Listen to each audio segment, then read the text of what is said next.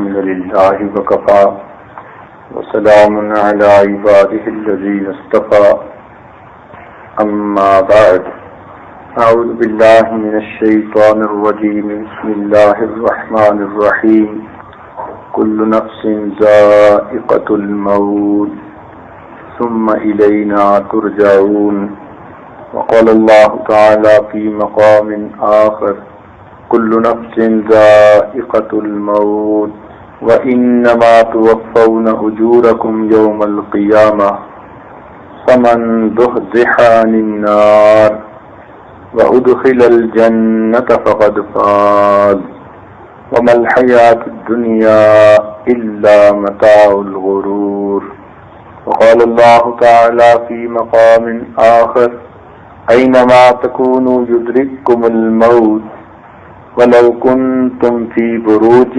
مشيدة وقال الله تعالى في مقام آخر قل إن الموت الذي تفرون منه فإنه ملاقيكم ثم تردون إلى عالم الغيب والشهادة فينبئكم بما كنتم تعملون وقال الله تعالى في مقام آخر كل من عليها فان ويبقى وجه ربك ذو الجلال والإكرام وقال رسول الله صلى الله عليه وسلم الموت جسر يوصل الحبيب إلى الحبيب أو كما قال عليه الصلاة والسلام سبحان ربك رب العزة عما يصفون وسلام على المرسلين والحمد لله رب العالمين اللهم صل على سيدنا محمد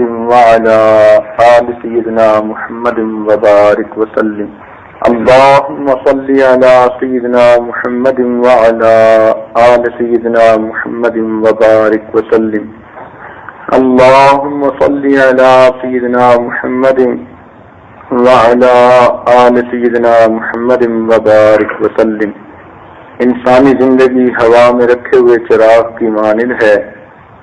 بوڑھا آدمی اگر چراغ سحر ہے تو جوان آدمی چراغ شام ہے. جس طرح ہوا کے جھونکوں میں رکھا ہوا چراغ ایک پل کا محتاج ہوتا ہے، انسانی زندگی بھی ایک پل کی محتاج ہوتی ہے. زندگی کیا ہے تھرکتا ہوا ننھا سا دیا، ایک ہی جھونکا جسے آ کے بجھا دیتا ہے.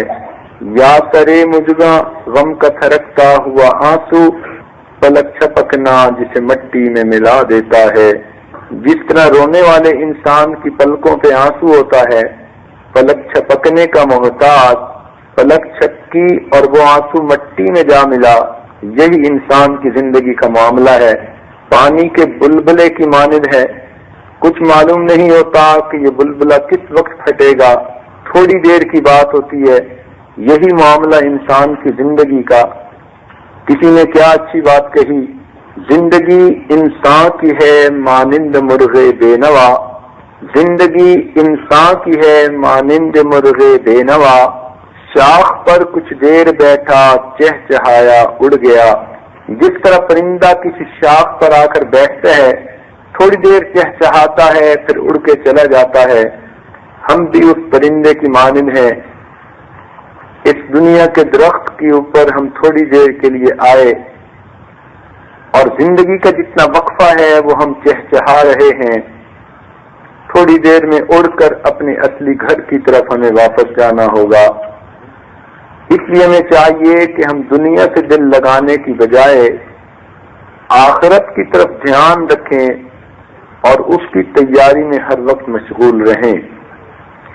دنیا میں ہوں دنیا کا طلبگار نہیں ہوں، دنیا میں ہوں دنیا کا طلبگار نہیں ہوں، بازار سے گزرا ہوں خریدار نہیں ہوں.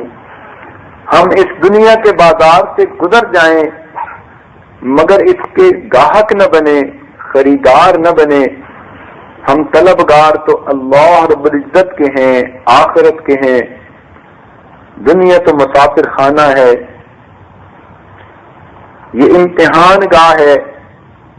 الدنیا دار المحن، دنیا امتحان گاہ ہے، یہ سیر گاہ نہیں.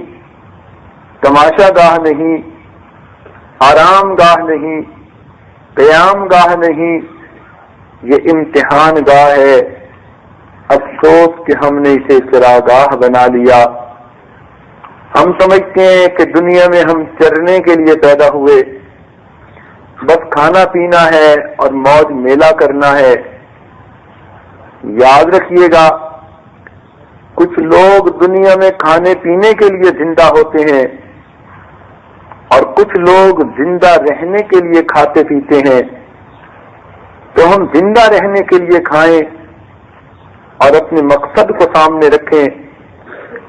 اگر دنیا کے چند ایام ہم نے عیش آرام میں گزار بھی لیے اور آخرت کے عذابوں کو خرید لیا تو ہم نے بہت برا کام کیا۔ کسی بچے کو بھی کہا جائے کہ آپ کو ہم ایک لالی پاپ دیتے ہیں، تھوڑی دیر چوس لیں، پھر اس کے بعد چند ایک تھپڑ لگائیں گے، تو چھوٹا بچہ بھی راضی نہیں ہوتا۔ کتنی عجیب بات ہے، ہم دنیا کے لالی پاپ سے اتنا فریفتہ ہوتے ہیں کہ اسے چوسنے میں مشغول ہوتے ہیں اور بھول جاتے ہیں اس بات کو کہ فرشتے آخرت میں عذابوں والے انتظار میں کھڑے ہیں۔ کاش کہ ہم اس کے لیے تیاری کر لیتے۔ مجھے تو یہ بات سمجھ میں نہیں آتی کہ ہم اتنے عقل مند ہیں کہ دنیا کا ہر کام کرتے ہوئے سوچتے ہیں to be on the safe side. عورتوں کو دیکھو یا مردوں کو دیکھو، ہر بندے کی سوچ ہوتی ہے کہ to be on the safe side. حج کے سفر پہ جانا ہے، 7 بجے فلائٹ ہے اور ایئرپورٹ پر پہنچنا ہے، تو عورتیں بات کریں گی کہ جی نہیں، ہمیں تو 6:30 پہنچ جانا چاہیے، to be on the safe side. اگر کوئی فنکشن ہے گھر میں اور 100 آدمیوں کو آپ نے دعوت دی تو آپ 100 کا کھانا نہیں بناتی، ہمیشہ 150 125 آدمیوں کا کھانا بناتی ہیں، فرماتی ہیں to be on the safe side. اسی طرح آپ نے اگر کہیں جانا ہے، سفر کا خرچہ لینا ہے، تو خرچہ فرض کرو آپ کے حساب سے $5000 بنتا ہے، تو آپ $5000 بھی علیحدہ کر لیں گی، کچھ اور بھی رکھ لیں گی اور کہیں گی جی to be on the safe side. تو وہ بندہ جو دنیا کے ہر کام میں to be on the safe side رہ کر کام کرتا ہے، رسک نہیں لیتا، آخرت کے معاملے میں بڑے آرام مزے کے ساتھ 100% رسک لے رہا ہوتا ہے۔ وہاں کیوں to be on the safe side نہیں رہتے؟ کبھی سوچا کہ میں اتنی نیکیاں کر لوں کہ قبر میں عذاب جب فرشتے آئیں تو میں ان کے صحیح جواب دے سکوں، میری نیکیاں میری ضرورت سے زیادہ ہوں، to be on the safe side. میں اتنے اعمال کر کے آخرت میں بھیجوں کہ اللہ رب العزت کے سامنے مجھے سرخروئی ہو، to be on the safe side. میں دنیا کے اندر گھر کی ضرورت مند رہتی ہوں اور میرے دل میں یہ چاہت ہوتی ہے کہ میرا گھر دوسروں کے گھروں سے اچھا ہو، بڑا ہو، خوبصورت ہو، ہر فیسلٹی اس میں موجود ہو۔ آخرت میں بھی تو میرے دل کی تمنا ہوگی کہ میرا گھر دوسروں کی نسبت زیادہ بڑا اور اچھا ہوتا، تو میں نیک اعمال کروں، to be on the safe side, تاکہ مجھے یقینی جنت مل جائے۔ آخرت کے معاملے میں انسان to be on the safe side نہیں کام کرتا۔ اگر کسی جگہ 100 ٹافیاں رکھی ہیں اور ان میں فقط ایک کے اندر زہر ہے اور 99 اس میں سے ٹھیک ہیں، تو اگر آپ کسی کو کہیں کہ جی اس میں سے ایک ٹافی کھا لو، 99 تو ٹھیک ہے، وہ آگے سے جواب دے گی کہ نہیں، چونکہ ایک میں زہر ہے، میں 1% بھی رسک نہیں لینا چاہتی۔ تو وہ نوجوان بچی جس کو اپنی جان اتنی عزیز ہے کہ 1% بھی رسک نہیں لینا چاہتی، وہ اپنے ایمان کے بارے میں بے پرواہ پھرتی ہے، 100% رسک کے اوپر ہوتی ہے۔ پتہ نہیں ہماری عقل کیوں نہیں کام کرتی کہ ہم آخرت کے بارے میں بھی اسی طرح سوچیں کسی مرد کو دیکھیے، آپ اس سے پوچھیں کہ جی آپ نماز پڑھیں، تلاوت کریں، دین کے لیے وقت فارغ کریں، کہے گا مولانا میرا بزنس ایسا ہے، مجھے ٹائم ہی نہیں ملتا، میں کیا کروں، اتنا مصروف ہوں، اکیلا ہوں، کوئی ہیلپ کرنے والا بھی نہیں، اور جو نوکر چاکر ہیں ان پہ تو بندہ اعتماد کر ہی نہیں سکتا، تو مجھے تو ٹائم دینا پڑتا ہے، بچوں کا معاملہ ہے، تو میں تو ٹائم نکال ہی نہیں سکتا۔ اب جو بندہ مسجد میں نماز پڑھنے کے لیے آنے کا وقت نکال نہیں سکتا، کہتے ہیں میں تو اتنا آکوپائیڈ ہوں، اوور برڈن ہوں، تھوڑے دنوں کے بعد وہی بندہ آتا ہے، کہتے ہیں حضرت میرے لیے دعا کر دیجئے، ایک بزنس مل رہا ہے، میں خریدنا چاہتا ہوں، دعا کرو اللہ مجھے وہ بزنس عطا کر دے۔ اب اس نوجوان سے پوچھئے کہ اس بزنس کو چلانے کے لیے آپ کہاں سے وقت نکالیں گے؟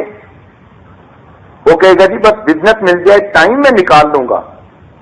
تو اگر ایک دکان کے ہوتے ہوئے دوسری دکان کے لیے ہم وقت نکال سکتے ہیں، ایک بزنس کے ہوتے ہوئے دوسرے بزنس کے لیے ٹائم نکال سکتے ہیں، تو ہم دنیا میں رہتے ہوئے آخرت کی تیاری کے لیے ٹائم کیوں نہیں نکال سکتے؟ حقیقت یہ ہوتی ہے کہ دنیا کی چیزیں آنکھوں کے سامنے ہوتی ہیں اور آخرت کی چیزیں پردے میں ہوتی ہیں، اس لیے انسان اس کے اوپر کمزور یقین ہونے کی وجہ سے اتنا احتیاط نہیں کرتا۔ ایک مچھلی تیر رہی تھی، اس کو کسی بڑی مچھلی نے سمجھایا کہ تم اگر اس طرح کوئی کانٹا دیکھو یا کوئی اس طرح کیڑا دیکھو، گوشت کا ٹکڑا دیکھو، تو اس چکر میں نہ پھنسنا، اس لیے کہ اس کے پیچھے ایک دھاگا ہوتا ہے، دھاگے کے پیچھے شکاری ہوتا ہے، جب تم اس گوشت کے ٹکڑے کو کھانے لگو گی تو کانٹا تمہارے گلے میں چبھ جائے گا، پھر اس دھاگے کی مدد سے شکاری تمہیں کھینچ لے گا، پھر وہ گھر لے جائے گا، اس کی بیوی چھری سے تمہارے ٹکڑے بنائے گی، پھر تمہیں وہ مرچ نمک لگائے گی، اور پھر وہ کباب بنا کر تیل کے اندر تلے گی، دسترخوان پہ سجائے گی، مہمان آئیں گے اور وہ 32 دانتوں میں چبا چبا کے تمہیں کھائیں گے، اس لیے تم یہ کام مت کرنا۔ اب اگر وہ چھوٹی مچھلی کہے کہ اچھا میں دیکھتی ہوں کہ وہ دھاگا کہاں ہے، شکاری کہاں ہے، اس کی بیوی کہاں ہے، ان کا کچن کہاں ہے، اور وہ اس کے لیے دریا کے پانی میں چکر لگاتی پھرے کہ جی مجھے کہیں نظر آ جائے، تو اس کو وہاں یہ چیزیں کہیں بھی نظر نہیں آ سکتی۔ اگر وہ اعتماد یقین کر لے گی تو اس کا اپنا فائدہ، اور اگر نہیں کرے گی اور بات نہ مان کر وہ اس گوشت کو کھانے لگے گی اور کانٹا حلق میں چبھے گا، تو پھر اس کو خود بخود شکاری بھی نظر آئے گا، پھر اس کو اس کی بیوی بھی نظر آئے گی، پھر اس کو چھری چاقو کے ساتھ گوشت کے ٹکڑے بننے جو ہے وہ بھی نظر آ جائے گا، پھر نمک مرچ بھی نظر آ جائے گا، اور تیل کی کڑھائی بھی نظر آ جائے گی۔ بالکل اسی طرح نبی علیہ الصلوۃ والسلام نے ہمیں بتایا، لوگوں جب تمہاری موت آئے گی تو جنت سے بھی فرشتے آئیں گے، جہنم سے بھی فرشتے آئیں گے۔ اگر تم نیک انسان ہوئے تو جنت کے فرشتے تمہاری روح لے جائیں گے، اور اگر برے انسان ہوئے تو جہنم کے فرشتے لے کر جائیں گے۔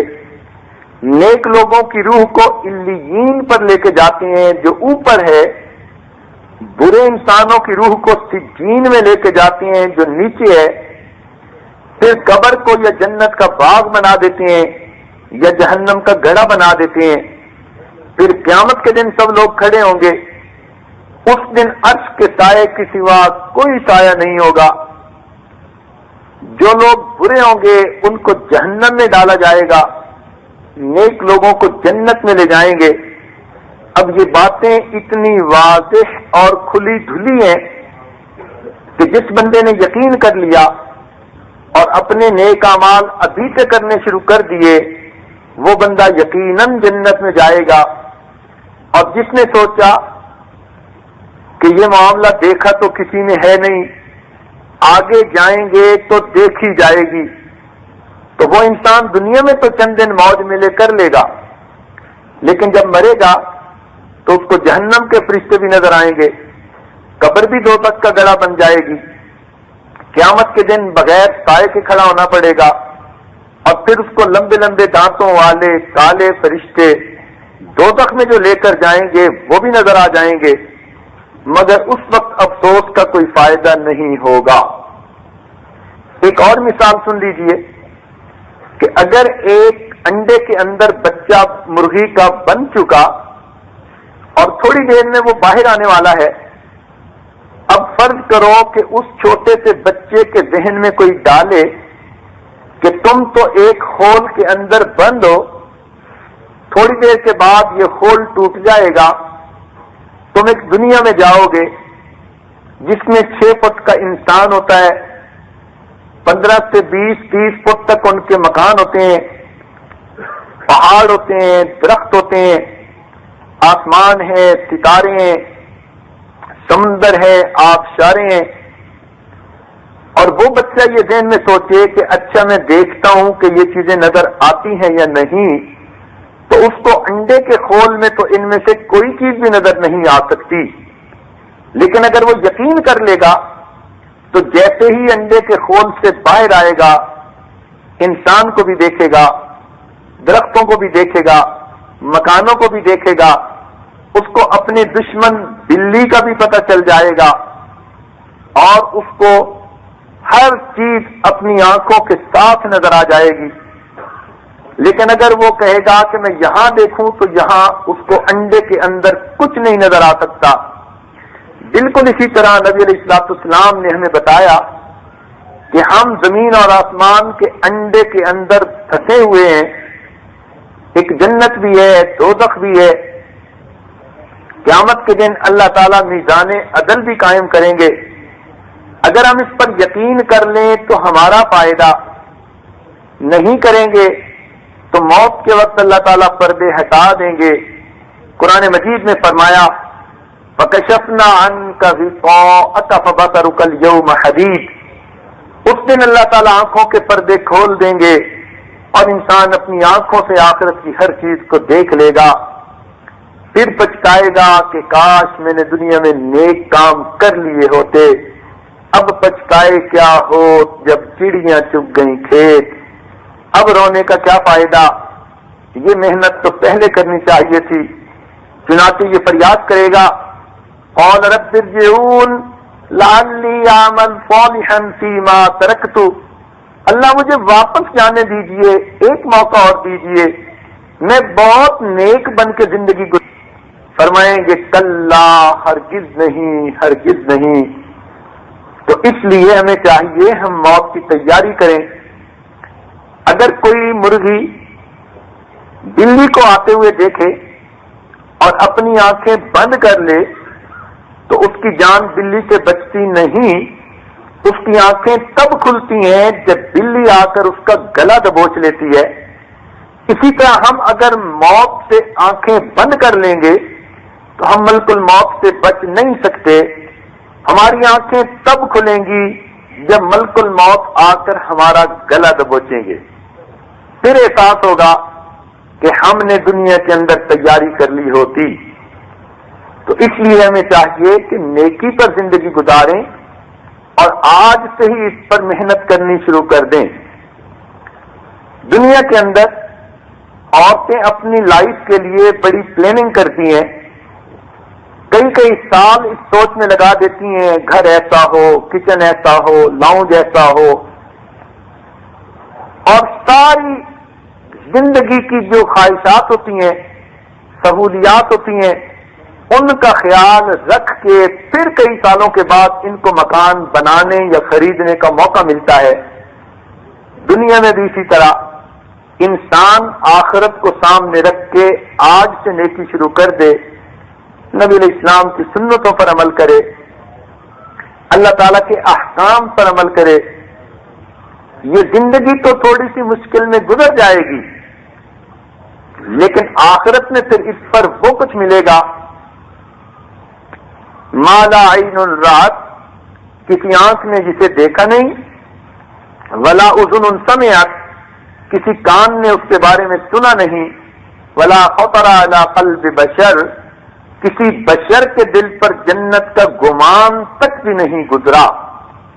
اب ہم اگر تصور کریں تو ہم خوبصورت سے خوبصورت انسان کا تصور کر سکتے ہیں، خوبصورت سے خوبصورت منظر کا تصور کر سکتے ہیں، لیکن ہم جو کچھ سوچیں گے یہ سب چیزیں چھوٹی ہوں گی، نیچے ہوں گی، اور جنت کے حسن و جمال کا معاملہ اور جنت کے اندر کی زندگی کا معاملہ ہماری سوچ اور عقل سے ہی بہتر ہوگا۔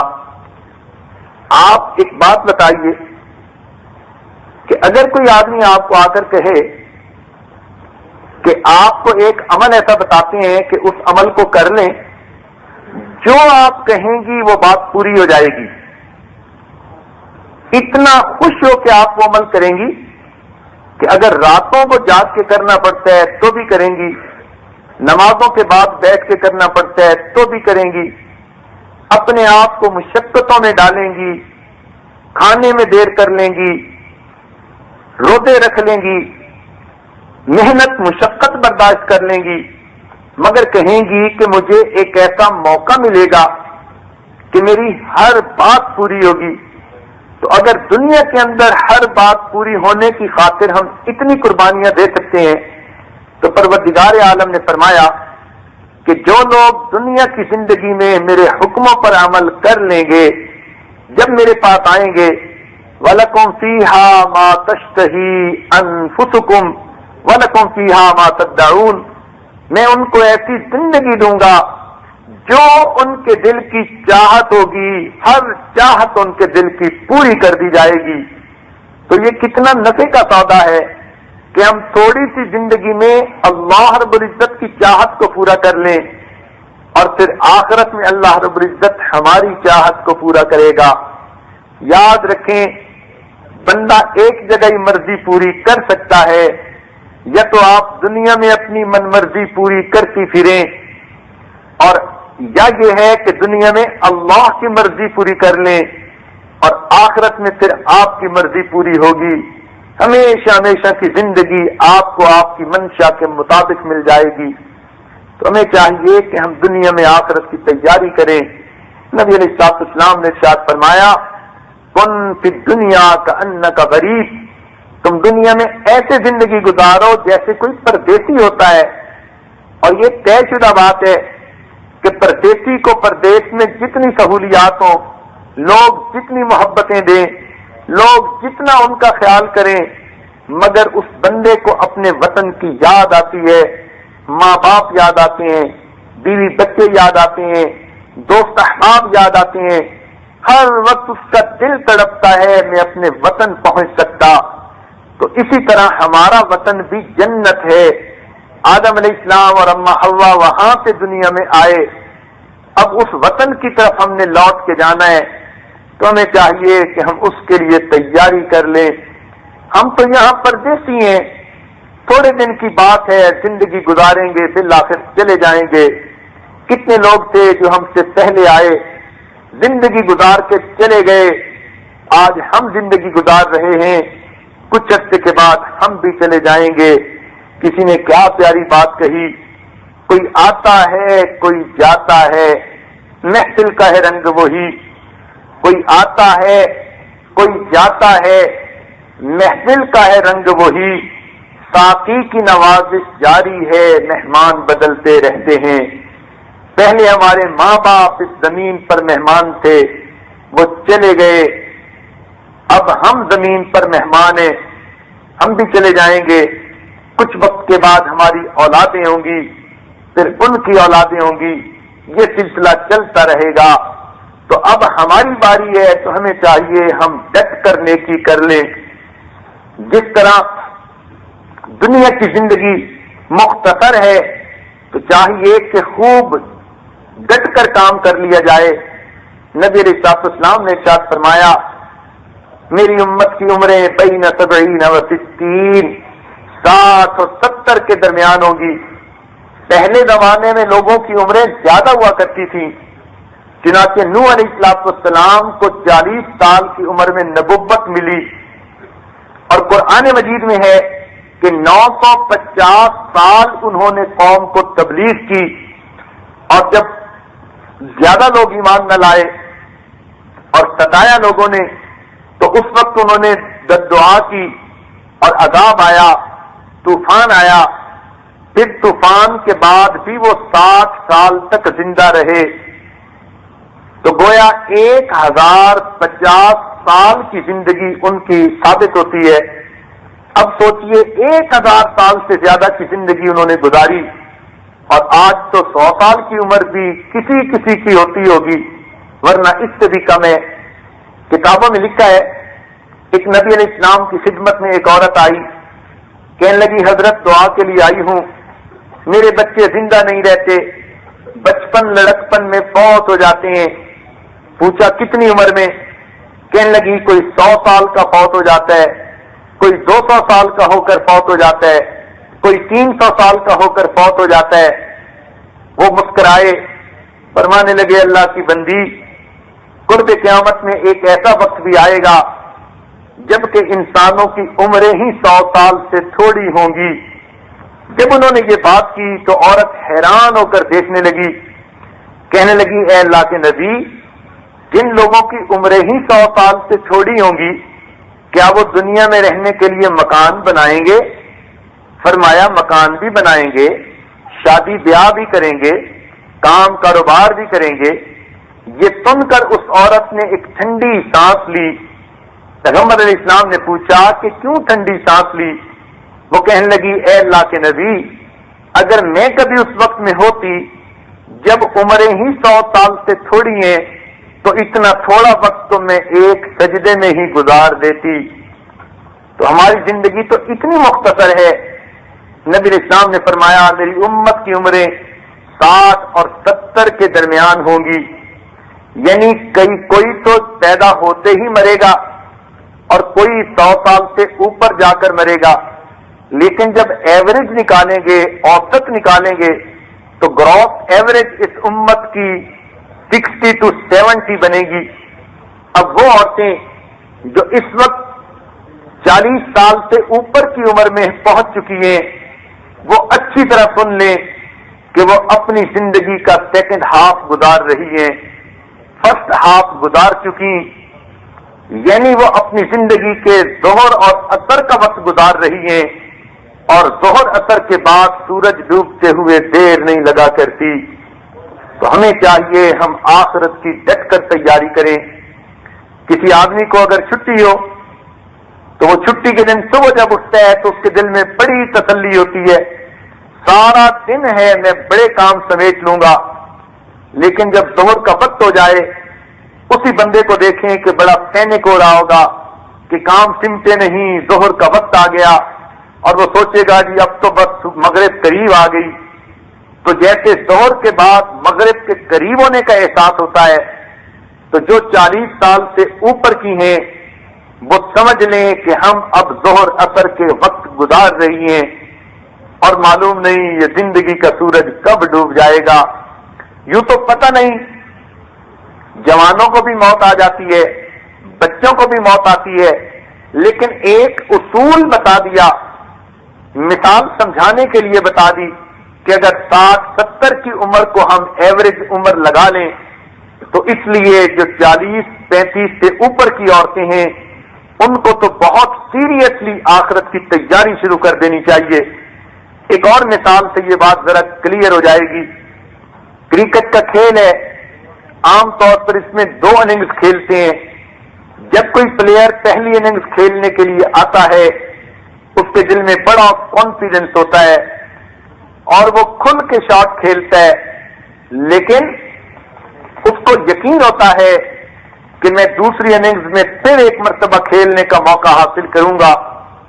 لیکن وہی کھلاڑی اگر سیکنڈ اننگز میں کھیلنے کے لیے آئے تو وہ بہت محتاط ہو کر کھیلتا ہے، اس کو پتا ہوتا ہے کہ ایک گیند آئے گی اور میری باری ختم ہو جائے گی۔ اسی طرح جو 35-40 سے اوپر کی عمر میں ہیں، یہ عورتیں اپنی زندگی کی سیکنڈ اننگ کھیل رہی ہیں۔ اب کیا معلوم کب ملک الموت کی طرف سے بلاوا آئے گا اور کھڑے پیر جانا پڑ جائے گا۔ فلا یستطیعون توصیۃ ولا الی اہلہم یرجعون، جب ملک الموت آتے ہیں وصیت کرنے کی بھی فرصت نہیں ملتی، کسی کو انسان گڈ بائی بھی نہیں کہہ سکتا، کھڑے پیر جانا پڑ جاتا ہے۔ تو جب ایسا ہے موت کا معاملہ تو ہمیں چاہیے کہ ہم اس کے لیے ابھی سے تیاری شروع کر لیں۔ اس دنیا میں آپ کو خدا کے منکر مل جائیں گے، نبی علیہ السلام کے منکر مل جائیں گے، قرآن کے منکر مل جائیں گے، اسلام کے منکر مل جائیں گے، پوری دنیا میں موت کا منکر کوئی نہیں مل سکتا۔ ہر انسان گواہی دے گا، مومن ہے یا کافر، کہ ایک نہ ایک دن مجھے مرنا تو ضروری ہے۔ جب مرنا ہی ہے تو کیوں نہ ہم اس مرنے کی تیاری کر لیں۔ چنانچہ نبی علیہ السلام کے پاس نوجوان صحابہ آئے انصار میں سے، بڑا ہی خوبصورت سوال پوچھا، کہنے لگے اے اللہ کے نبی، من اکیس الناس وحزم الناس، انسانوں میں سب سے زیادہ عقل مند اور سمجھدار انسان کون ہے؟ آپ نے فرمایا اکثرہم ذکرا للموت، وہ جو موت کو کثرت سے یاد کرتا رہتا ہو، واکثرہم استعدادا للموت، اور وہ جو ان میں سے موت کی تیاری دوسروں کی نسبت زیادہ کرتا ہو، اولئک الاقیاء، یہ ہیں عقل مند لوگ، ذهبوا بشرف الدنیا وکرامۃ الآخرہ، دنیا کی شرافت اور آخرت کی بزرگی یہی لے اڑے۔ تو ہمیں بھی چاہیے کہ ہم عقل مند بنیں، عقل کے ناخن لیں اور آخرت کی تیاری کو مقصد زندگی بنا لیں۔ دنیا میں ہم نے خشک روٹی کھائی یا تر روٹی کھائی، دنیا میں ہم نے مشقت کا وقت گزارا یا آرام کا وقت گزارا، اس کی کیا حیثیت ہے؟ جبکہ دنیا کی زندگی تو 150 سال ہے، آخرت کی زندگی ہمیشہ ہمیشہ کی ہے۔ قیامت کا ایک دن 50,000 سال کا ہوگا۔ اب جس آدمی کی عمر 100 سال ہو، قیامت کے ایک دن کے مقابلے میں اگر اس کی کیلکولیشن کی جائیں تو وہ 2 منٹ کے حساب سے بنتی ہیں۔ اب سوچئے کہ 2 منٹ کی یہ زندگی ہے آخرت کے ایک دن کے حساب سے، اور ہم نے تو ہمیشہ ہمیشہ وہاں رہنا ہے۔ کسی آدمی کو کہیں کہ جی 2 منٹ ذرا تنگی میں بیٹھ لیں پھر آپ کی ہر چاہت پوری کریں گے، وہ کہیں گا 2 منٹ کے لیے میں ہر تکلیف اٹھا لوں، مگر اس کے بعد مجھے آسانی چاہیے۔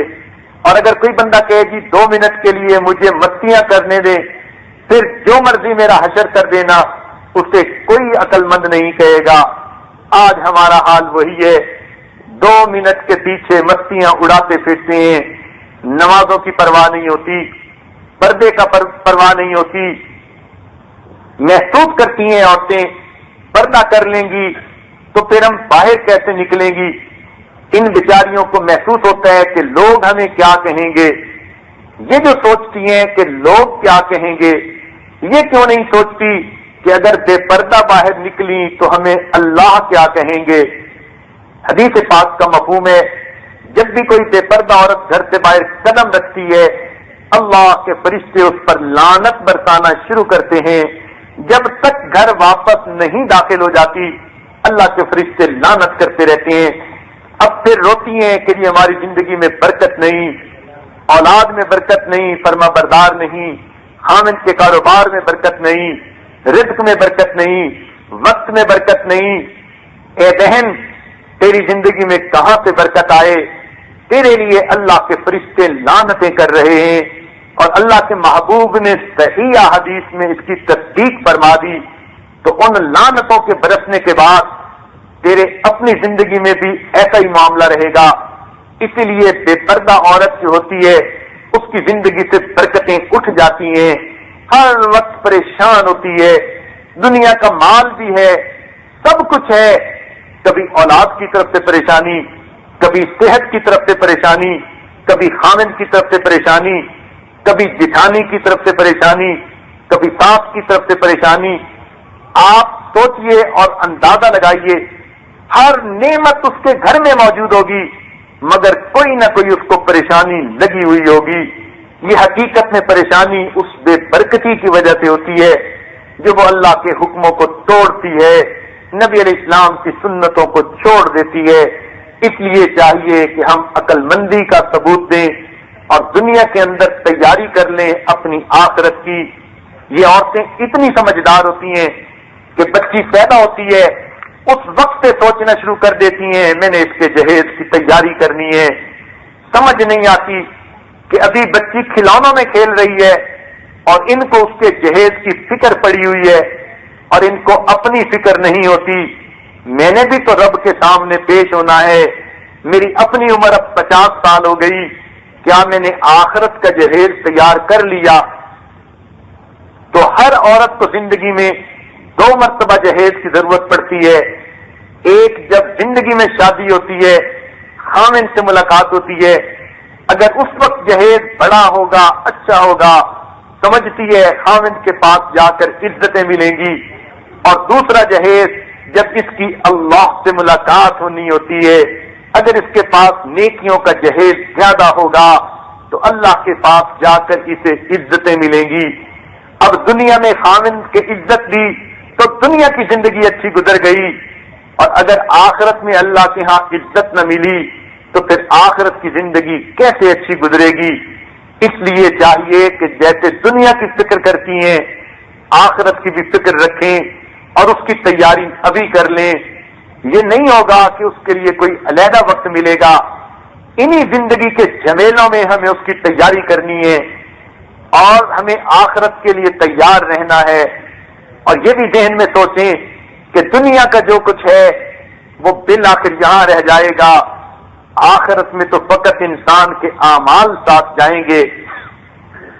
اس کی مثال آپ یوں سمجھیے کہ اگر آپ لساکا میں رہتی ہیں اور بزنس کی وجہ سے آپ یہ فیصلہ کریں کہ خامد میرا چپاٹا موو کرنا چاہتا ہے، تو آپ کے گھر میں جو 100% یہاں سامان ہے وہ سارا چپاٹا نہیں جا سکتا. نہ قالین جا سکتے ہیں، نہ ساری چیزیں فرنیچر کی جا سکتی ہیں، نہ کچن کے سب آئٹم جا سکتے ہیں. آپ چند چیزیں یہاں سے سمیٹیں گی جو ضروری ہوں گی. شاید ایک ٹرک ہو اور اس کو آپ ایک کنٹینر میں سامان ڈلوا کر چپاٹا بھجوائیں گی اور کہیں گی کہ باقی چیزیں ردی ہیں، پرانی ہیں، میں یہیں دے دوں، کسی کو بیچ دوں، چھوڑ دوں. تو آپ ان چیزوں کو یہی رہنے دیں گی اور اچھی اور قیمتی چیزیں اپنے ساتھ کنٹینر میں لے کر چلی جائیں گی. یہ سامان ہے جو ایک شہر سے دوسرے شہر جاتے ہوئے آپ لے کے جا رہی ہیں.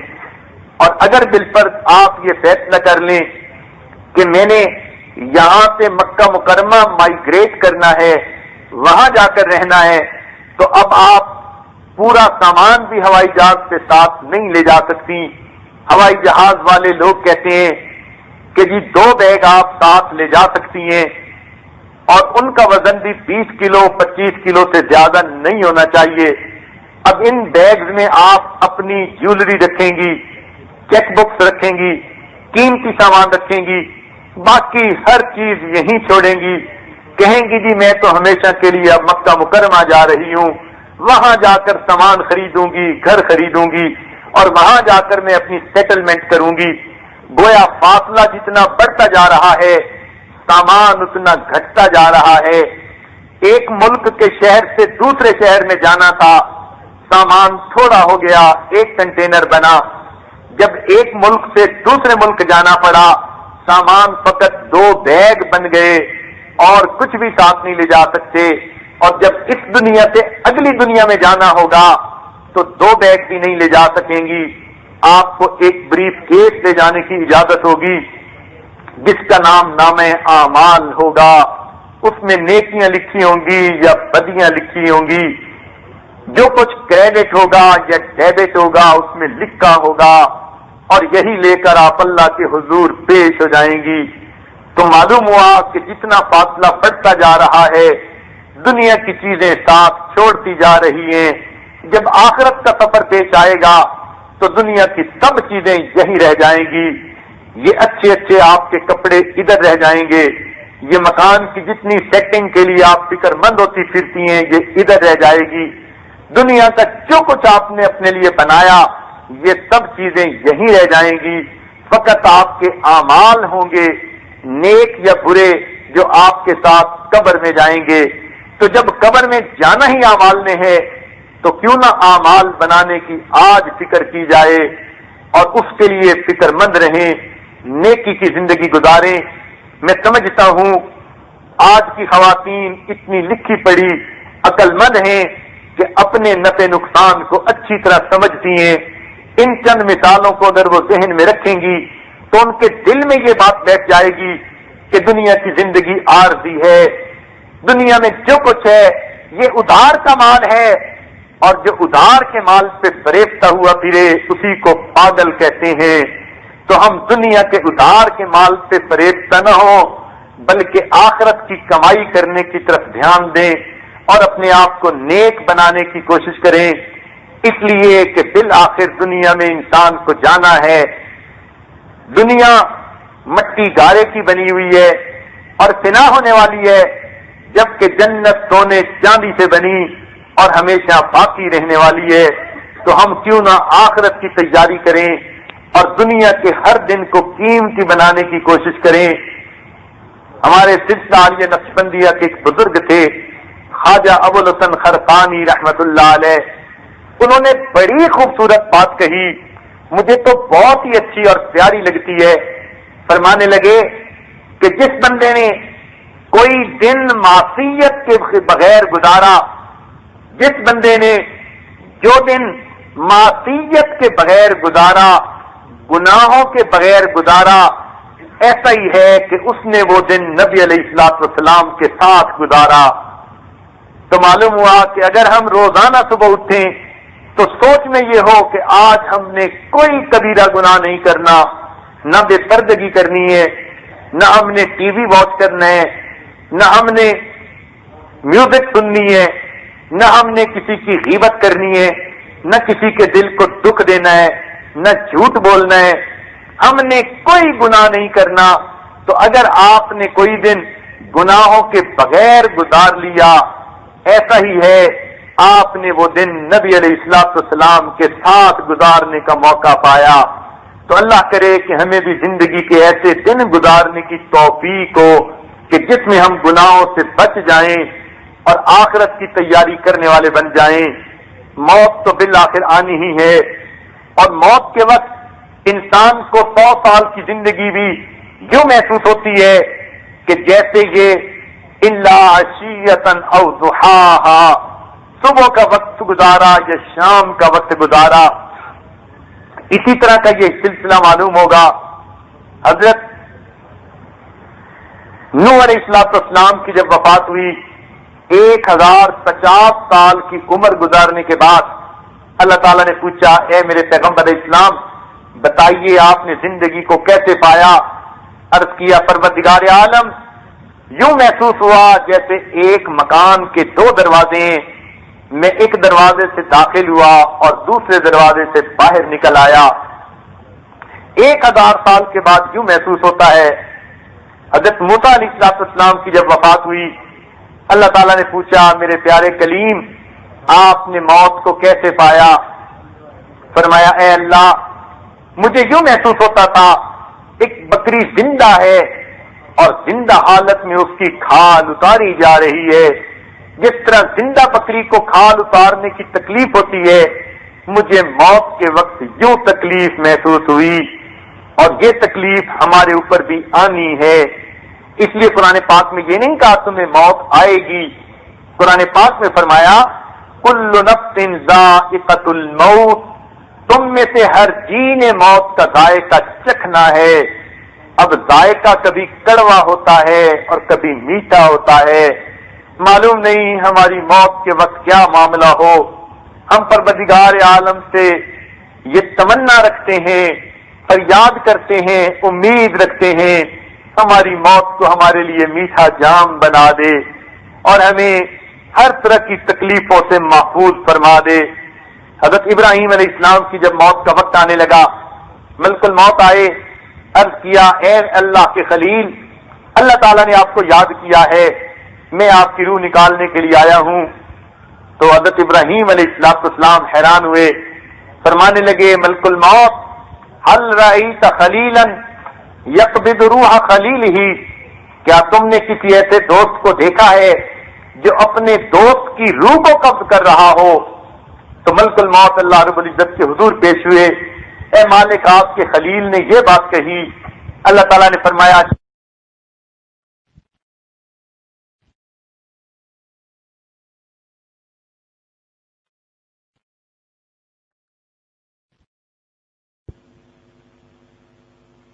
ابراہیم خلیل اللہ سمجھ گئے موت آئے گی، اللہ کی ملاقات نصیب ہو جائے گی، کہنے لگے ملک الموت عجل عجل، جلدی کر میری روح قبض کر لے اور مجھے اپنے پروردگار کے ساتھ واصل کر دے۔ اس لیے حدیث پاک میں آتا ہے الموت جسر، موت ایک پل کی مانند ہے، یوصل الحبیب الی الحبیب، ایک دوست کو دوسرے دوست کے ساتھ ملا دیتی ہے۔ تو اگر ہم نے دنیا میں اللہ کی فرما برداری کی ہوگی تو ہم قیامت کے دن اللہ سے اس طرح ملیں گے جس طرح پردیس میں گیا ہوا کوئی مسافر مدتوں کے بعد آئے اور وہ محبت والوں کے درمیان پہنچے تو لوگ کیسے ملتے ہیں، ایک دفعہ گلے ملتے ہیں، محبت کا جذبہ ٹھنڈا نہیں ہوتا، پھر گلے ملتے ہیں۔ ہم نے دوستوں کو دیکھا، پرائمری اسکول کے دوست تھے، 20-30 سال کے بعد ملے، ایک دفعہ گلے ملتے ہیں، پھر گلے ملتے ہیں، ایک نہیں 3 دفعہ گلے ملتے ہیں اور کہتے ہیں کہ ایسی خوشی ہو رہی ہے بتا نہیں سکتے۔ تو جیسے وہ دوست ایک دوسرے کو ملے اور محبت کا جذبہ اتنا تھا کہ ملنے سے بھی اس جذبے میں کمی نہیں آ رہی، اسی طرح جو بندہ دنیا میں اللہ رب العزت کے حکموں کی فرما برداری کرے گا، قیامت کے دن جائے گا تو ایک دوست کی مانند اللہ کے سامنے پیش کر دیا جائے گا۔ اور جس بندے نے دنیا میں تیاری نہ کی، یہ انسان قیامت کے دن مجرم بنا کر پیش کیا جائے گا۔ ذرا ایک مثال آپ سمجھ لیجئے کہ اگر آپ نے کسی دوسرے شہر میں جانا ہو اور وہاں پر آپ کے رشتہ داروں کا کوئی گھر ہے، مگر وہ رشتہ دار آپ کو اچھا نہیں سمجھتے، آپ کو برا سمجھتے ہیں، بد کردار سمجھتے ہیں، بہتان لگاتے ہیں، آپ کی غیبتیں کرتے ہیں، آپ کا برا مانگتے ہیں، وہ سارے کے سارے آپ کے پکے مخالف ہیں، اور آپ کو اسی شہر میں جانا پڑ گیا اور آپ کے میاں آپ کو کہتے ہیں کہ یا تو میں آپ کو کسی ہوٹل کے اندر اکوموڈیشن لے کے دے دیتا ہوں یا پھر آپ کو ان کے گھر میں ٹھہرنا پڑے گا، چوائس آپ کا ہے۔ میرا خیال ہے 1% بھی آپ تیار نہیں ہوں گی ایسے گھر میں قدم رکھیں جہاں کے لوگ آپ کو برا سمجھتے ہیں۔ آپ کہیں گی میں تو 1 منٹ وہاں جا نہیں سکتی، مجھے تو وہاں سانس ہی نہیں آئے گی، ہو ہی نہیں سکتا میں وہاں جاؤں، برائے مہربانی مجھے کہیں اور ٹھہرانے کا بندوبست کیجئے۔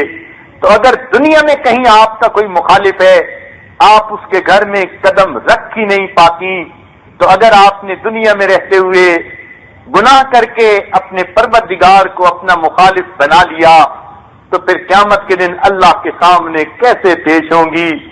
سوچئے تو صحیح کیا حالت ہوگی۔ اس لیے آج وقت ہے آخرت کی تیاری کرنے کا، اپنے رب کو منانے کا۔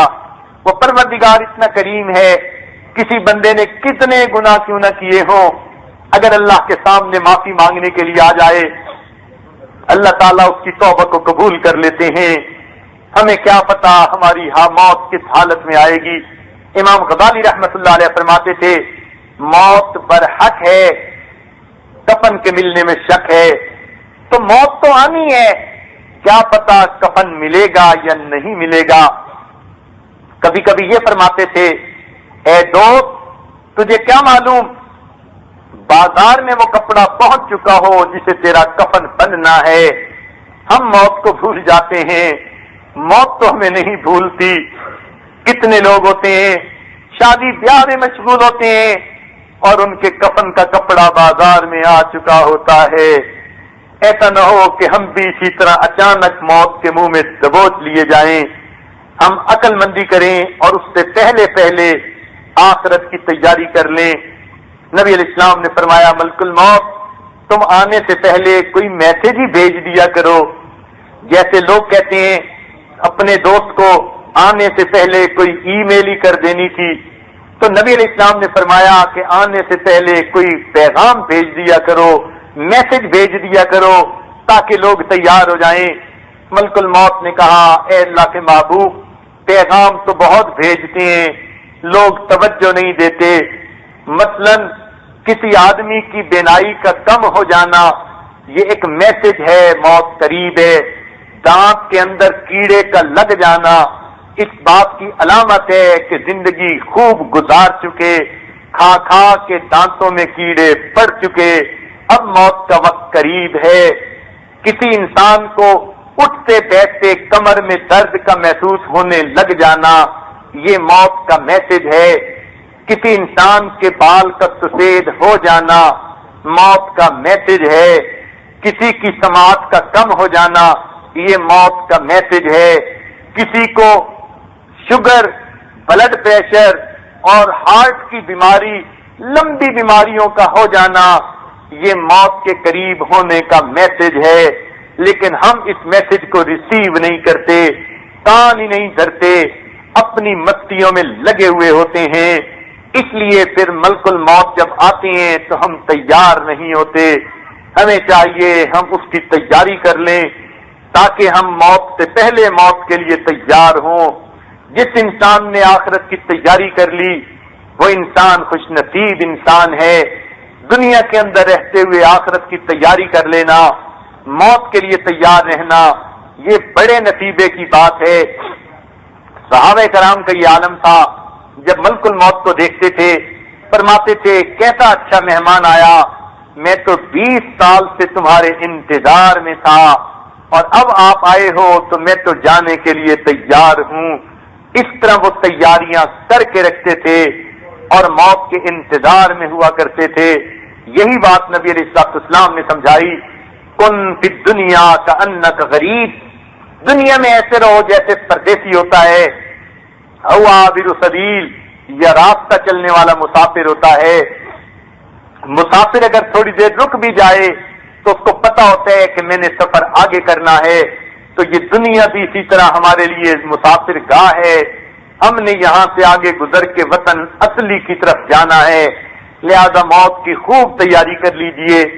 اور موت کی تیاری کوئی ورزش کرنے کا نام نہیں کہ آپ صبح اٹھ کر کوئی ایکسرسائز کرنے بیٹھ جائیں گی تو موت کے لیے تیار ہو جائیں گی، نہیں، موت کی تیاری کہتے ہیں اپنے جسم کے کسی عضو سے بھی اللہ کی نافرمانی نہ کرنا، جسم کے ہر عضو کو سنت کے مطابق بنا لینا۔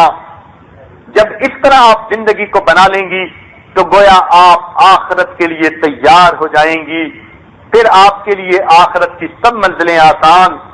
یاد رکھنا دنیا میں انسان جس ملک میں رہتا ہو اگر اس کے پاس اس ملک کی کرنسی بہت ساری ہے تو وہ سکھی زندگی گزار لیتا ہے، مکان بھی بڑا لیتا ہے، گاڑی بھی اچھی خرید لیتا ہے، اور اس کو کھانے پینے کی ہر چیز من پسند کی مل جاتی ہے، لباس من پسند کا مل جاتا ہے، ہر چیز اس کی مرضی کے مطابق ہوتی ہے، چونکہ اس کے پاس کرنسی موجود ہے، ضرورت پڑے وہ کرنسی خرچ کر کے ہر ضرورت کو پورا کر لیتی ہے۔ اور اگر اس کے پاس کرنسی نہ ہو تو وہ تو پانی کو ترسے گی، وہ تو روٹی کو ترسے گی، وہ تو پھٹے ہوئے لباس میں ہوگی مگر دوسرے لباس کو ترسے گی، سر چھپانے کی جگہ نہیں ہوگی، چنانچہ اس کو سڑک کے کنارے بیٹھنا لیٹنا پڑے گا۔ آپ باہر نکل کر آتے جاتے نہیں دیکھتے، لوگ بتا اوقات اتنے غریب ہوتے ہیں افورڈ نہیں کر سکتے، کھلے آسمان کے نیچے زندگی گزار دیتے ہیں۔ تو اس سے معلوم ہوا کہ جس کے پاس کرنسی نہ ہو اس کی زندگی مشکل گزرتی ہے، اور جس کے پاس وافر پیسہ ہو زندگی اس کی آسانیوں میں گزرتی ہے۔ بالکل اسی طرح آخرت کی کرنسی نیکیاں ہیں، جس انسان کے پاس نیکیاں زیادہ ہوں گی قبر میں بھی اس کے لیے آسانیاں کہ جنت کا باغ بن جائے گی، موت کے وقت آسانیاں کہ جنت کے فرشتے آ جائیں گے، حشر کے دن آسانیاں عرش کا سایہ نصیب ہو جائے گا، اور جنت میں جانا آسان نیکیوں کی وجہ سے الاٹمنٹ وہاں مل جائے گی، وہاں کے مکان ہوں گے، ہر نعمتیں ہوں گی۔ تو جس طرح دنیا میں عورت کی خواہش ہوتی ہے مال اتنا ہو میں من مرضی کی زندگی گزار سکوں، ایسے ہی آپ کو سوچنا چاہیے میرے پاس نیکیاں اتنی ہو میں آخرت میں من مرضی کی زندگی گزار سکوں۔ اور یہ نیکیاں کمانی بڑی آسان ہے۔ کسی کو میٹھا بول دیں تو یہ صدقہ ہے، کسی کو خوشی عورت کسی دوسری عورت کو خوش ہو کر مل لے تو یہ صدقہ ہے، کسی کی بات سن کر کوئی تسلی کے دو بول کہہ دیں تو یہ صدقہ ہے۔ اتنی چھوٹی چھوٹی باتوں پر نیکیاں ملتی ہیں۔ اپنے بچوں کو پیار دیں، صدقہ ہے۔ اپنے میاں کے ساتھ پیار محبت کی زندگی گزاریں، جھگڑے کرنے، ضد کرنی، دلیلیں دینی چھوڑ دیں، ماننے والی عادت ڈال لیں تو آپ کو صدقے کا اجر ملے گا۔ ماں باپ ساس سسر کو خوش رکھیں، خدمت کریں، آپ کو نیکیاں ملیں گی۔ اپنے گھر کو صاف ستھرا رکھیں، نیکیاں ملیں گی۔ گھر کے اندر جو کھانے وغیرہ بنواتی ہیں اس میں آپ نیت کریں میں اللہ کی رضا کے لیے بنا رہی ہوں تو مہمانوں کو کھانا کھلانے کا اجر پائیں گی۔ اپنے بچوں پہ جو وقت صرف کریں گی نیت کریں کہ یہ میری ذمہ داری ہے تو آپ کو اس پر اجر ملے گا۔ میاں کے ساتھ جو وقت گزاریں یہ نیت کریں میں اس کے دل کو خوش کروں گی، اللہ تعالیٰ اس کے بدلے میرے دل کو خوش فرمائیں گے تو آپ کو اجر ملے گا۔ ہر سنت پر عمل کریں کہ میں سنت پر عمل کروں گی مجھے اجر ملے گا۔ تو عورت کے لیے اپنے آپ کو بخشوانا تو بہت آسان ہے، ہر کام پہ اس کو نیکیاں ملتی ہیں۔ اگر اللہ نے آپ کو مال پیسہ دیا مسجد بنوائیے، مدرسہ بنوائیے، نیک کاموں میں خرچ کیجئے، آخرت میں آپ کے لیے محل تیار ہو جائیں گے۔ نبی علیہ السلام نے فرمایا من بنا للہ مسجدا بن اللہ لہ بیتا فی الجنہ، جو دنیا میں اللہ کا گھر بناتا ہے اللہ تعالیٰ اس کے بدلے آخرت میں اس کا گھر بنا دیتے ہیں۔ اب دنیا کے گھر بنانے کے لیے لوگوں کو دیکھا کہ 2 لاکھ 4 لاکھ ڈالر لگانے ان کے لیے کوئی مشکل نہیں ہوتی، مگر آخرت کے لیے ان کے لیے بڑی مشکل ہوتی ہے۔ تو ہم آخرت کی ضرورت کو بھی اپنی ضرورت سمجھیں اور دنیا میں رہتے ہوئے آخرت کی تیاری کر لیں، پھر ہمارے لیے سب معاملات آسان ہو جائیں گے۔ اور جو گناہ اب تک کر چکے ہم ان کی معافی مانگیں تاکہ اللہ رب العزت ہمارے ان گناہوں کو معاف فرما دیں۔ ہم چاہیں تو ہمارے سارے گناہ ہماری نیکیوں میں تبدیل ہو سکتے ہیں۔ ایک بنی اسرائیل کا آدمی تھا، 99 قتل کیے تھے۔ کسی ایک صوفی سے پوچھنے لگا میری توبہ کی کوئی صورت؟ اس نے کہا توبہ توبہ، 99 بندوں کو قتل کیا، ایسے جانور، اتنے خونخوار انسان، 100 چوہے کھا کے بلی حج کو چلی، جیسے ہم کہتے ہیں۔ اس نے بھی اسی قسم کا کوئی کوڑا سا جواب دے دیا۔ اس بندے کو بڑا غصہ آیا، اس نے کہا اچھا پھر 99 تو پہلے ہیں، پھر میں سینچری پوری کیوں نہ کر لوں۔ اس نے اس کو بھی قتل کر دیا۔ کچھ عرصے کے بعد پھر دل میں خیال آیا کہ میں نے 100 قتل کیے، کتنا برا انسان ہوں، میری توبہ کی کوئی صورت؟ کسی عالم سے ملا کہ توبہ کی کوئی صورت؟ اس نے کہا یقیناً توبہ کی صورت ہے، مگر فلاں جگہ پر اللہ کے نیک بندے رہتے ہیں، ان بندوں کے پاس جاؤ، وہ تمہیں توبہ کے کلمات پڑھا دیں گے، اللہ تعالیٰ تمہاری توبہ کو قبول فرما لیں گے۔ اب یہ بخاری شریف کی روایت ہے، سب لوگ اسے پڑھتے ہیں، مگر ان کو یہ بات سمجھ میں نہیں آتی کہ بیعت کرنی کیوں ضروری ہوتی ہے۔ اب بتاؤ حدیث میں جو فرمایا گیا کہ اسے نیکوں کی بستی کی طرف بھیجا گیا، وہ بندہ اتنا بھی کہہ سکتا تھا کہ میاں دل میں توبہ کر لو قبول ہو جائے گی، مگر نہیں، اسے نیکوں کی بستی کی طرف بھیجا گیا، وہاں جاؤ، وہ تمہیں توبہ کے کلمات پڑھائیں گے تو پھر تمہاری توبہ جلدی قبول ہو جائے گی۔ معلوم ہوا توبہ کرنے کے لیے یہ کلمات کسی اللہ والے کے سامنے پڑھنے پڑتے ہیں، ان کے پیچھے پیچھے یہ کلمات دہرانے پڑتے ہیں، تب یہ پکا کام ہوتا ہے۔ اللہ تعالیٰ اس طرح جلدی توبہ قبول کر لیتے ہیں۔ بہرحال یہ نیت کر کے چل پڑا، اللہ کی شان، اس کو راستے میں موت آ گئی۔ جب موت آئی جنت کے بھی فرشتے آ گئے، کہ اس کو ہم لے کے جائیں گے، توبہ کی نیت سے نکلا تھا، جہنم کے فرشتے آ گئے، نہیں نہیں اس نے تو 100 بندوں کو قتل کیا، جہنم میں جائے گا۔ دونوں میں آپس میں بحث ہوئی، اللہ کے حضور معاملہ پیش ہوا۔ رب کریم نے فرمایا تم فاصلے کی پیمائش کرو، اگر یہ اپنے گھر کے قریب ہے تو جہنم کی طرف لے کے جاؤ، اور اگر نیکوں کی بستی کے قریب ہے تو پھر اسے جنت کی طرف لے کر جاؤ۔ فرشتوں نے پیمائش کی۔ احادیث میں آتا ہے کہ اس آدمی کو جہاں موت آئی تھی وہ بالکل درمیان کا جگہ تھی، آدھا آدھا فاصلہ تھا، لیکن مرتے مرتے اس کی لاش نیکوں کی بستی کی طرف گر گئی تھی، اور وہ اتنی ہی اس طرف قریب ہو گئی تھی، چنانچہ وہ تھوڑی سی نیکوں کی بستی کے قریب تھی، اللہ نے اس کی توبہ کو قبول کر کے اس کو جنت عطا فرما دی۔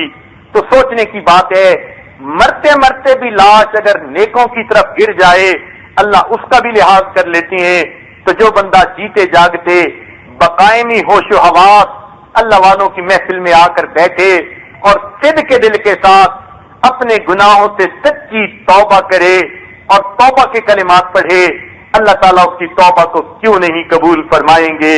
لہذا آج کی اس محفل میں توبہ کے کلمات پڑھائے جائیں گے۔ جو بھی چاہتی ہیں کہ پچھلے گناہوں سے سچی توبہ کریں، آئندہ نیکوکاری کی زندگی گزاریں، ان کو چاہیے کہ یہ توبہ کے کلمات پڑھیں، اور جو باقاعدہ بیٹھ ہو کر ذکر سیکھنا چاہتی ہیں وہ دل میں یہ بھی نیت کر لیں کہ ہمارا ایک قلبی روحانی تعلق ان بزرگوں سے ہوتا ہوا نبی علیہ السلام کی ذات بابرکات تک پہنچے گا، تو وہ اس نیت کے ساتھ یہ توبہ کے کلمات پڑھیں گی، اللہ رب العزت ان کو یہ روحانی نسبت بھی عطا فرما دیں گے، توبہ بھی ان کی قبول ہوگی۔ پروردگار عالم کا یہ معاملہ ہے۔ دیکھیے یہ عاجز اس قابل نہیں کہ آپ کو توبہ کے کلمات پڑھا سکے، اپنے آپ کو اس کا اہل نہیں سمجھتا، لیکن مجبور ہے، معذور ہے، چونکہ میرے شیخ نے مجھ سے عہد لیا کہ تم یہ عمل آگے لوگوں کو بتاؤ گے، اور وہ یہ عمل کر کے تم سے اس سلسلے کی برکات کو حاصل کر سکیں گے۔ تو جیسے ایک سر کے اوپر بوجھ ہوتا ہے، اس بوجھ کو سمجھ ہے سامنے رکھتے ہوئے اس لیے یہ کلمات پڑھا دیے جاتے ہیں۔ تو ایک نمائندہ سمجھ لیجئے گا، جس طرح ایک آدمی کا کوئی وکیل ہوتا ہے، وہ وکیل اپنی طرف سے کچھ نہیں کر رہا ہوتا، بلکہ پیچھے سے اس کو جیسے حکم ہوتا ہے وہ تو ویسے ہی کر رہا ہوتا ہے۔ تو یوں ہی سمجھیے میری اپنی نیکی تو زیرو ہے، میری محنت زیرو ہے، میں اپنی زندگی میں کچھ نہ کر سکا جو مجھے کرنا چاہیے تھا، لیکن میرے مشائخ کی دعائیں اور ان کی میرے اوپر توجہات رہیں، اور انہوں نے مجھے یہ بوجھ دے دیا کہ تم نے ساری زندگی اس پیغام کو پہنچانا ہے، تو یہ ڈاکیا بن کر میں آپ تک ڈاک پہنچا رہا ہوں۔ آپ کا ایک تعلق ان مشائخ کے دلوں سے جڑتا ہوا نبی علیہ السلام تک پہنچے گا، اس کے بدلے اللہ تعالیٰ آپ کی زندگی میں برکتیں دیں گے، اور آپ کے لیے اللہ تعالیٰ نیک بننا آسان فرما دیں گے۔ رب کریم ہمارے گناہوں کو معاف فرمائے اور ہمیں اپنے پسندیدہ بندوں میں شامل فرما لے۔ وآخر دعوانا ان الحمد للہ رب العالمین۔ عورتیں بیعت ہونا چاہتی ہیں، توبہ طائب ہونا چاہتی ہیں، زندگی کے پچھلے گناہوں سے اللہ کے حضور معافی مانگنا چاہتی ہیں، اور آئندہ دل میں نیکوکاری پرہیزگاری کی زندگی گزارنے کا ارادہ کرتی ہیں، ہمتاً اللہ کی طرف متوجہ ہو کر بیٹھ جائیں۔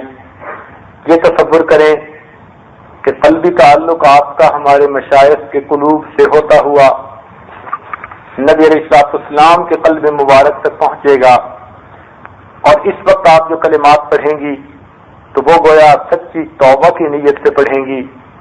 اللہ تعالیٰ آپ کی اس نیک نیتی کو قبول کر لے۔ اس کا مقصد اللہ رب العزت کی رضا، نبی علیہ السلام کی اتباع اور اپنی اصلاح، اس میں رکاوٹ بنتے ہیں انسان کے گناہ۔ لہذا بیت ہوتے ہوئے انسان اپنی زندگی کی تمام خطاؤں سے سچی پکی توبہ کر لے، دل میں نیت اور ارادہ کرے کہ رب کریم آئندہ نیکوکاری پرہیزگاری کی زندگی نصیب فرما۔ ہمیں کیا معلوم آج ہو سکتا ہے رمضان المبارک کا، اس رمضان کا یہ آخری دن ہو، اور ہماری مغفرت اور بخشش کو حاصل کرنے کا یہ ایک سنہری موقع ہے۔ جب ایک اکیلا توبہ کرے تو قبولیت کا معاملہ اور ہے، جب کئی مل کر فریاد کریں تو قبولیت جلدی ہو جاتی ہے۔ اس لیے اس موقع کو غنیمت سمجھیے اور سچی توبہ کی نیت سے ان کلمات کو پیچھے پیچھے پڑھیے گا۔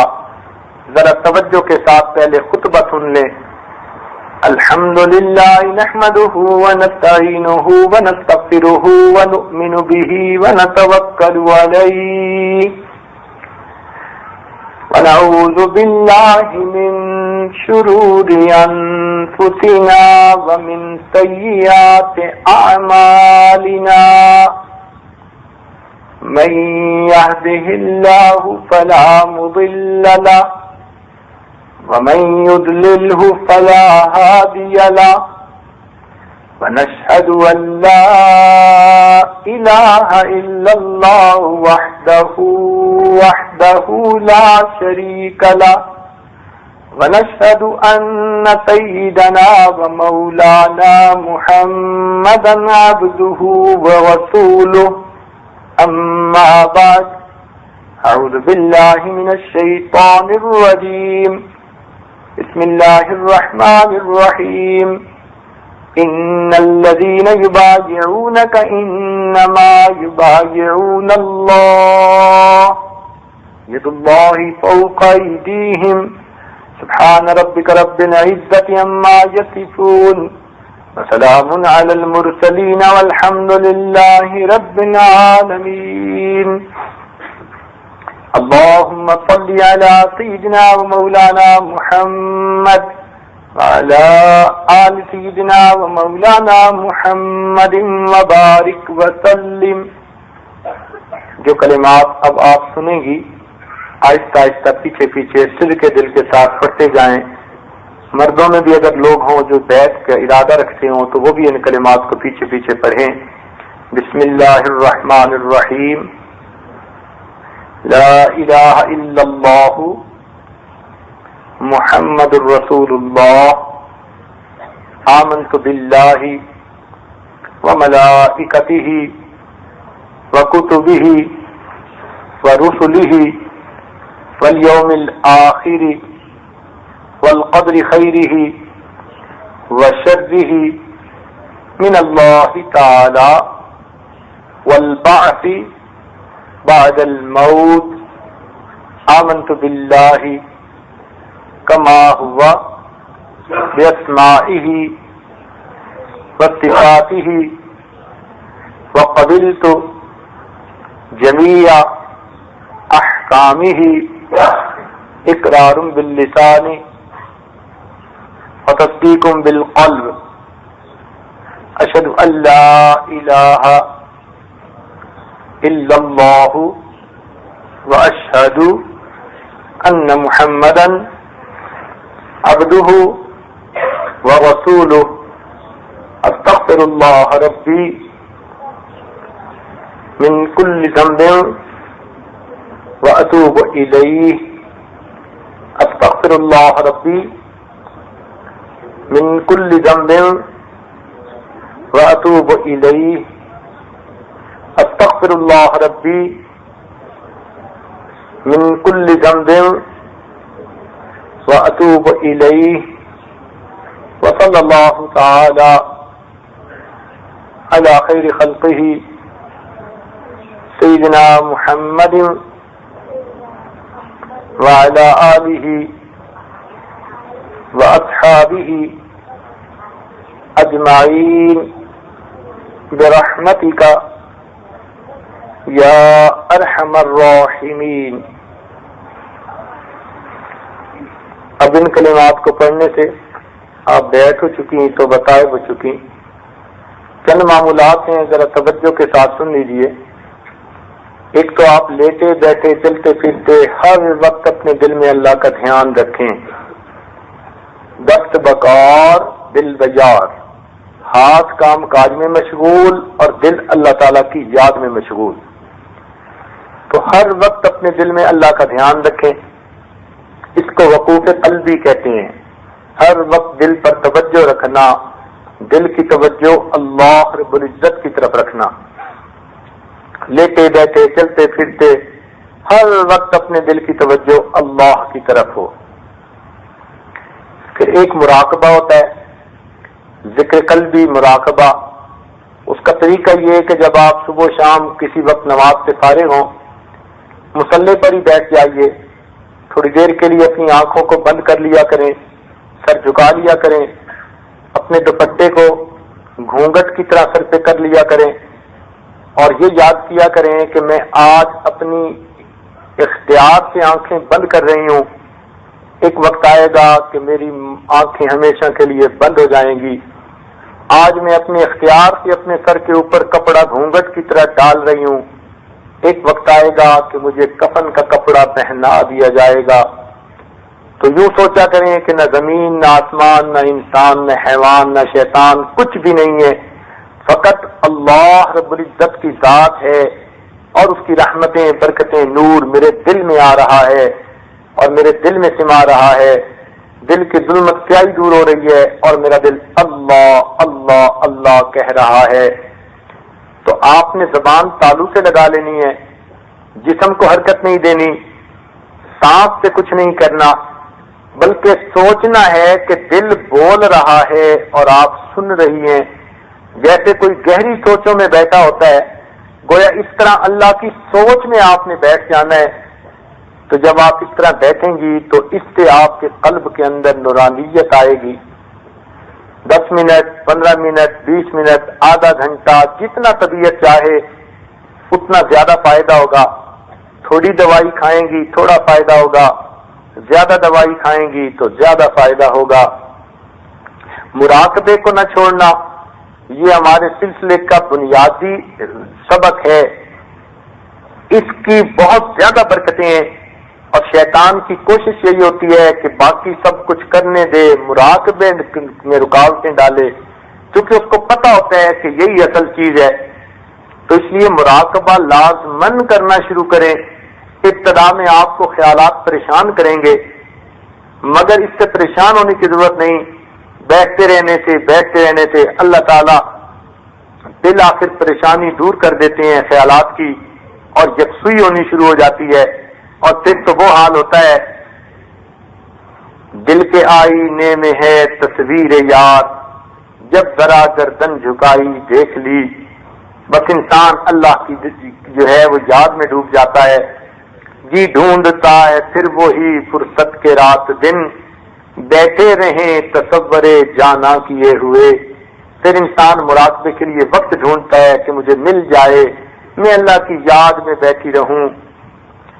وہ جن کا عشق صادق ہے وہ کب فریاد کرتے ہیں، وہ جن کا عشق صادق ہے وہ کب فریاد کرتے ہیں، لبوں پہ مہر خاموشی دلوں میں یاد کرتے ہیں۔ تو اسی کو مراقبہ کہتے ہیں کہ لب پہ خاموشی ہو اور دل میں انسان اللہ کو یاد کر رہا ہو۔ پھر درود شریف بھی 100 مرتبہ صبح و شام پڑھا کریں، اللہم صلی علی سیدنا محمد وعلی آل سیدنا محمد وبارک وسلم۔ پھر استغفار بھی 100 مرتبہ صبح و شام، استغفر اللہ ربی من کل ذنب واتوب الیہ۔ اور پھر اس کے بعد قرآن مجید کی تلاوت روزانہ کیا کریں، ایک پارہ پڑھے تو بہت اچھا، مشکل ہو تو چلو آدھا پارہ پڑھ لیں۔ جو حافظات ہیں ان کو اپنی منزل کے حساب سے پڑھنا چاہیے، جو نہیں پڑھی ہوئی وہ پڑھنا شروع کر دیں۔ البتہ جن دنوں میں عورت کو نماز معاف ہوتی ہے ان دنوں میں ان کو قرآن مجید کی تلاوت بھی نہیں کرنی چاہیے، اللہ تعالیٰ بن تلاوت کیے ان کو اجر اور ثواب عطا فرما دیتے ہیں۔ تو بس یہ چند اعمال ہیں، اگر اس کے اندر آپ کوئی کیفیت محسوس کریں اور چاہیں کہ میں بتاؤں تو اپنے محرم مردوں کے واسطہ سے آپ خط بھی لکھ سکتی ہیں۔ اس عاجز کا ایڈریس آپ کو یونس سلیمان صاحب کی اہلیہ صاحبہ سے مل جائے گا، ٹیلی فون نمبر بھی مل جائے گا۔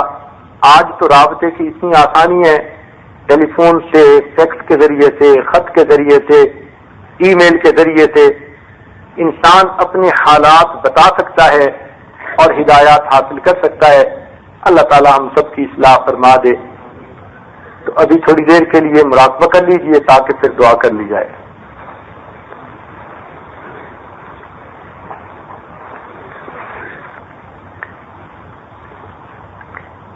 میرا دل مچل رہا ہے تیری یاد میں الہی، میرا دل مچل رہا ہے تیری یاد میں الہی، تیرے نام نے تو دل میں ایک آگ ہے لگائی، میرا دل مچل رہا ہے تیری یاد میں الہی، تیرے نام نے تو دل میں ایک آگ ہے لگائی، میرا دل مچل رہا ہے، تیرے حسن پر میں قربان، تیری نیم سی نگاہ نے، تیرے حسن پر میں قربان، تیری نیم سی نگاہ نے، میرے اجڑے دل کی بستی ایک پل میں ہے بسائی، میرا دل مچل رہا ہے تیری یاد میں الہی، تیرے نام نے تو دل میں ایک آگ ہے لگائی، میرا دل مچل رہا ہے، میری زندگی کا حاصل تیری یاد بن گئی ہے، میری زندگی کا حاصل تیری یاد بن گئی ہے، تیرے وصل کی تمنا میرے دل میں ہے سمائی، میرا دل مچل رہا ہے، تیرے عاشقوں میں جینا، تیرے تنگ در پہ مرنا، تیرے عاشقوں میں جینا، تیرے تنگ در پہ مرنا، میں یہی سمجھ رہا ہوں تیرے در کی ہے رسائی، میرا دل مچل رہا ہے تیری یاد میں الہی، تیرے نام نے تو دل میں ایک آگ ہے لگائی، میرا دل مچل رہا ہے، مجھے درد دل ملا ہے، سن لو اے دنیا والو، مجھے درد دل ملا ہے، سن لو اے دنیا والو، میں فقیر بے نوا ہوں، مجھے مل گئی ہے شاہی، مجھے درد دل ملا ہے، سن لو اے دنیا والو، مجھے درد دل ملا ہے، سن لو اے دنیا والو، میں فقیر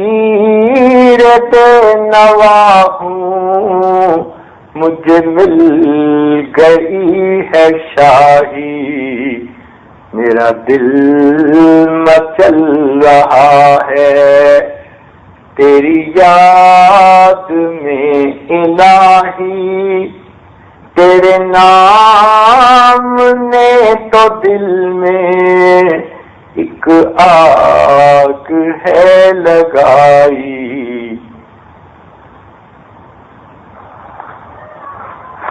لا الہ الا اللہ محمد رسول اللہ۔ دعا کیجیے، کیا معلوم آج رمضان مبارک کا آخری دن ہو اور آخری محفل ہو، اگر کل روزہ ہوا تو کل کی محفل ہوگی، اور اگر آج رمضان مبارک کا آخری دن ہوا تو یہ آخری موقع ہے دعائیں کرنے کا۔ اس موقع کو غنیمت سمجھ کر خوب اللہ رب العزت سے مانگیے، اپنے گناہوں کو بخشوائیے۔ حدیث پاک میں ہے کہ جبرائیل علیہ السلام نے بد دعا دی، برباد ہو جائے وہ شخص جس نے رمضان کا مہینہ پایا اور اپنی مغفرت نہ کروائی۔ اب ہمیں کیا معلوم مغفرت ہوئی یا نہیں، اگر مغفرت نہیں ہوئی تو پھر بربادی میں کیا شک ہے۔ جبرائیل علیہ السلام نے بد دعائیں کی اور نبی علیہ السلام نے آمین کی مہر لگا دی۔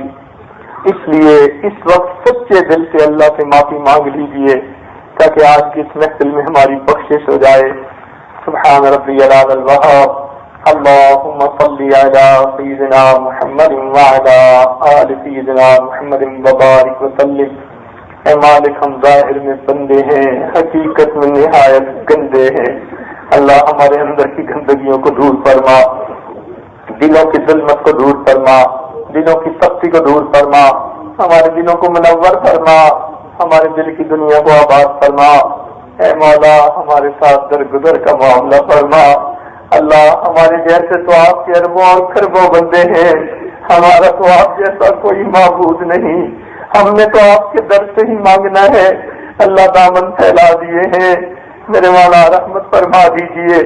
اللہ، یہ اعتکاف میں بیٹھنے والے اپنے گھروں کو چھوڑ کر آئے اور تیرے در کی چوکھٹ پکڑ کر دن رات بیٹھے رہے، میرے مولا اب انہوں نے دامن پھیلائے ہیں۔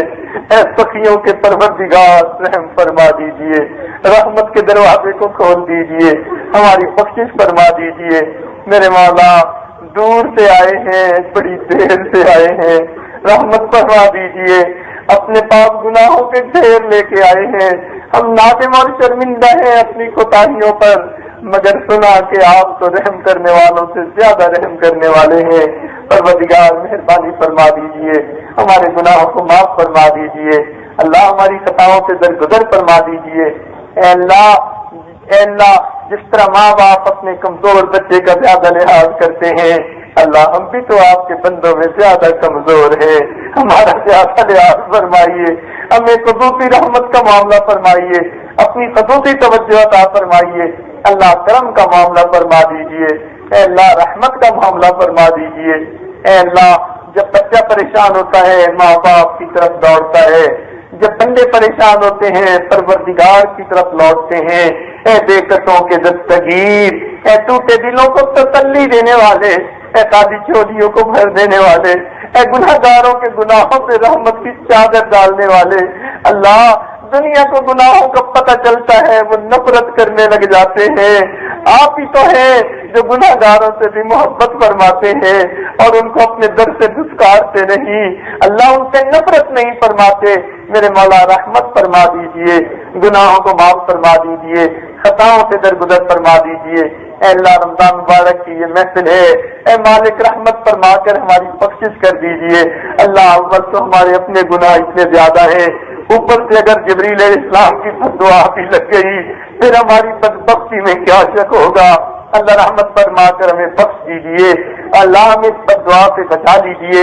اے اللہ، رحمت فرما دیجئے، اے اللہ رحمت فرما دیجئے، رب کریم رحمت کا معاملہ فرمائیے۔ اے اللہ، جب کوئی ماں اپنے بچے کو نجاست سے لچڑا دیکھتی ہے، وہ بچے سے نفرت نہیں کرتی، بچے سے گن نہیں کھاتی، چھوڑ نہیں دیتی، پھینک نہیں دیتی، سمجھتی ہے بیٹا میرا ہی ہے، نادان ہے، نجاست میں لچڑا پڑا ہے، وہ اسے دھو لیتی ہے، سینے سے لگا لیتی ہے۔ اللہ ہم بھی گناہوں کی نجاست میں لچڑے پڑے ہیں، مگر بندے تو آپ ہی کے ہیں۔ اللہ ہم سے نفرت نہ فرمائیے، ہمیں اپنے در سے دھکے نہ دے دیجیے، ہماری دعاؤں کو پھٹے کپڑے کی طرح منہ پہ نہ مار دیجیے۔ ارے اللہ ہم سے روٹ نہ جائیے، اللہ ہم سے روٹ نہ جائیے، اے مولا ہم سے روٹ نہ جائیے۔ اللہ رحمت کا ایک نظر ڈال دیجیے، ہماری ظلمت کو دھو دیجیے اور ہمیں اپنی رحمت کی چادر میں چھپا دیجیے۔ رب کریم رحمت کا معاملہ فرما، اے اللہ رحمت کا معاملہ فرما۔ اللہ دنیا کا کوئی روٹ جائے تو ہم لوگوں کو تو پھر بھی اطمینان نہیں آتا، اور آپ تو پروردگار عالم ہیں، اگر آپ کسی بندے سے روٹ گئے تو پھر کیا معاملہ ہوگا۔ رحمت فرما دیجئے، اللہ ہماری ان دعاؤں کو قبول فرما دیجئے، اے اللہ ہماری ان دعاؤں کو قبول فرمائیے۔ آپ نے قرآن پاک میں خود فرمایا، یا ایھا الناس انتم الفقراء، اے انسانوں تم سب فقیر ہو، اور دوسری جگہ آپ نے فرمایا انما الصدقات للفقراء، صدقات فقیروں کے لیے ہوتے ہیں۔ اے اللہ جب ہم آپ کے در کے فقیر ہیں تو پھر ہم اپنی رحمت کا صدقہ دیجیے، اپنی کریمی کا صدقہ دیجیے، اپنی رحیمی کا صدقہ دیجیے، اپنی غفاری کا صدقہ دیجیے۔ اے اللہ ہمارے اس دامن پھیلے ہوئے کو بھر دیجیے، ہماری امیدوں سے بڑھ کر ہمیں عطا فرما دیجیے۔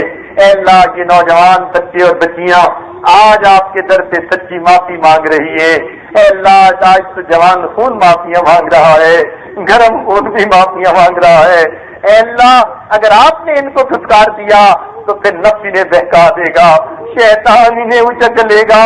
اللہ ضائع ہونے سے بچا لینا، ان جوانیوں کی حفاظت کر لینا، اللہ رحمت فرما دینا، میرے مولا رحمت فرما دینا، ہمیں اپنے در سے ٹھکرا نہ دینا۔